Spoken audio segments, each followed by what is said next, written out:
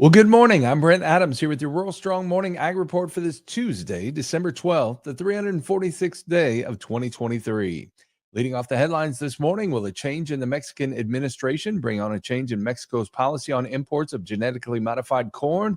Here with the details is USDA Radio's Gary Crawford. The current administration in Mexico continues to stick by its plan to ban imports of U.S. genetically modified corn starting January 1st of 2024. That is the policy of the current Mexican administration. However, on September 30th, that administration leaves office.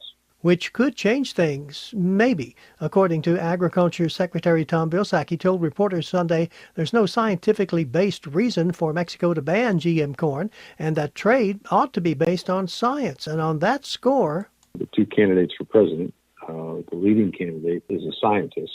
My hope and belief is that as a result of a new administration, they will take a look at the science, take a look at the fact that they are reliant on the U.S. for yellow corn, and that the relationship with the U.S. is important. He said he made that point again when he met with his Mexican counterpart during the just concluded UN Climate Conference in Dubai. Gary Crawford for the U.S. Department of Agriculture. Well, the U.S. agriculture industry's climate change mitigation efforts were showcased at COP28. Here again is Gary Crawford. In last year's UN Climate Conference, COP27, U.S. agriculture was in some cases on the defensive about its work on climate change, but in this year's conference, just concluded, we flipped the script for American agriculture. Agriculture Secretary Tom Vilsack on the phone with reporters right after the conference in Dubai, which he said was a much different experience this year. There was no need for us to be defensive, but in fact we could articulate proactive leadership in the climate space. For the first time, the three-day COP meeting devoted a full day to the roles food and agriculture play in climate change, and Vilsack said the U.S. got to showcase what U.S. farmers and ranchers are doing in a variety of ways to mitigate and adapt to a changing climate, and doing it in a sustainable way. And Vilsack said from what he saw and heard at the conference, there's real interest in what the U.S. is doing and interest and excitement in what we're doing. This is Gary Crawford reporting for the U.S. Department of Agriculture. Also this morning, new data from the American Farm Bureau Federation shows H-2A usage reached new highs in fiscal year 2023. The market intel report says that comes despite an increase in the adverse effect wage rate, which outpaced the hourly wage growth rate of all private employees. This increase in both demand for workers and wage rate continues to put stress on the bottom lines of farmers and ranchers. The data shows the total number of certified H-2A positions at 378,513, an increase of 2% over fiscal year 2022. While this is a slower rate of increase than in years past, the number of positions certified is still up by more than 100,000 workers compared to fiscal year 2020. This is coupled with a nearly 19% increase in the required wage rate since fiscal year 2020, causing labor to be one of the costliest aspects of doing business for farmers and ranchers. American Farm Bureau Federation President Zippy Duval says the data shows how important and urgent it is to get a workable fix for the H-2A program. Soybean market conditions are putting downward pressure on U.S. soybean prices. Here one final time is Gary Crawford. U.S. soybean growers will likely have fewer bushels to sell this marketing year, more competition from Brazil, and will suffer the triple whammy of lower prices than last season. That pretty much sums up the situation as outlined in USDA's latest soybean supply and demand report. First, hot, dry weather in northern Brazil has caused USDA to lower its forecast for Brazil's soybean crop by 2 million tons. That still would be record large production. USDA Outlook Chairman Mark Chekhanowski. Meanwhile, the U.S. crop will be down 3% from last year. However, despite those tighter U.S. supplies, global supplies are increasing, and that's what's weighing on prices. That's why even with the smaller supplies in the U.S. this year, U.S. farm prices are still expected to be down from last year. Down by $1.30 or about 9% from last year at $12.90 a bushel. Gary Crawford for the U.S. Department of Agriculture. And finally this morning, it's simple economics. A shrinking national beef herd plus growing consumer demand means a strong cattle market for years to come. For the nation's dairy cattle producers, this means great opportunities to breed for beef on dairy crosses. With the nation's beef cow herd inventory the smallest it's been since the 1960s, the beef industry needs more cattle to keep up with the consumer demand, and it needs them fast.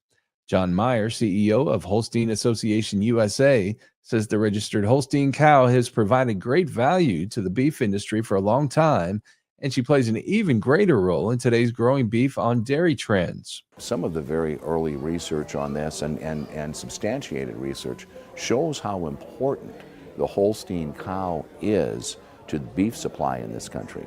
And I've learned and saw statistical information that shows the best beef in all of the different tests that they have is actually a straight Holstein cow. By crossing Holstein cows with beef breeds, many dairy farmers can achieve high choice or even prime grading animals. That results in significant profit potential.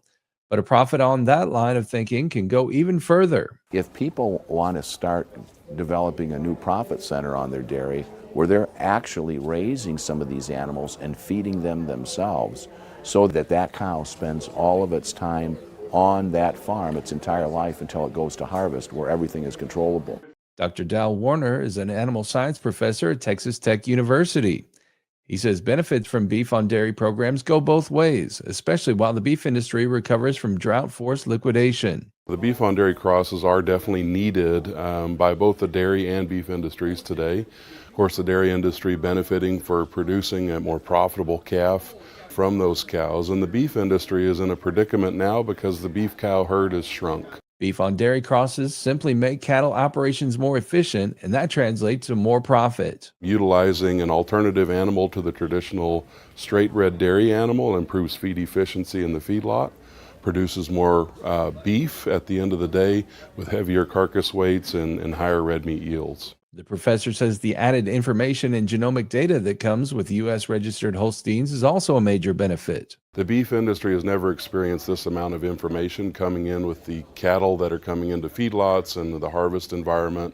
The ability to use genomics and genomic testing in order to better select animals for things like carcass merit, growth potential, feed efficiency, marbling ability, other carcass traits like ribeye area and indicators of muscling is something that we've never had before. Continued development and efforts like Holstein Association USA's Holston program, which offers sire recommendations when breeding registered Holstein with Sim Angus bulls, could also help keep generations of family farms in the family.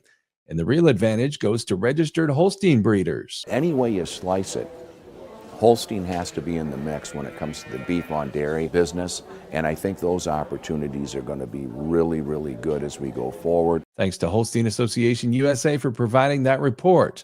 Learn more by visiting their website, holsteinusa.com.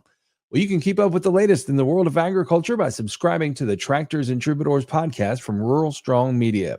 Each week, I bring you agriculture industry newsmakers, hot button industry issues, educational features, and the best in traditional country music.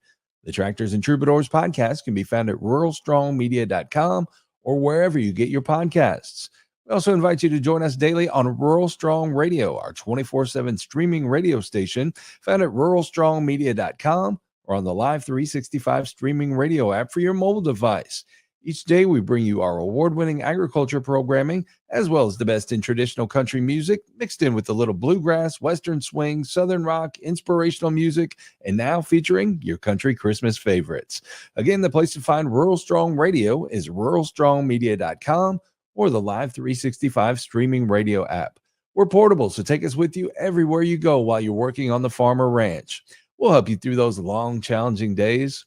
Well, I'll be back again tomorrow with another Rural Strong Morning Ag Report here on Steve Shetler Media. Make it a great day, everybody.